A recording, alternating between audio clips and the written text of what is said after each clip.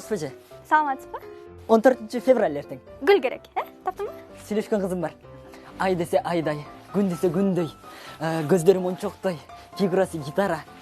Ошондой кызга ылайыктуу гүл барбы? Түшүнүктүү, азыр көрсөтөйүн.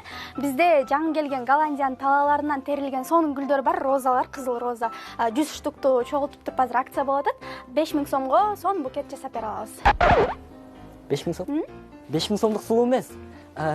Ал Инстаграмда эле сулуу, мага эле ошондой сулуу көрүнөт да. Түшүнүктүү. Анда тиги кыскараак майда розалардан букет жасап берели, кичирээк болот.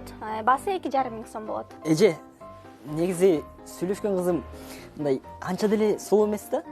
Анан бир аз сулуу эмесирээк, буту тайтагыраак, Инстаграмда эле сулуу болгон кызга гүл барбы? Анда сизге тетиги тюльпандардан 5 штук чогултуп берейин. Жакшынакай букет кылып беребиз. Баасы 750 сом болот. Негизи эч кимге айткан эмесмин да. Бирок сизге эле айтайын. Сүйлөшкөн кызым коник эле. Коник кызга гүл барбы?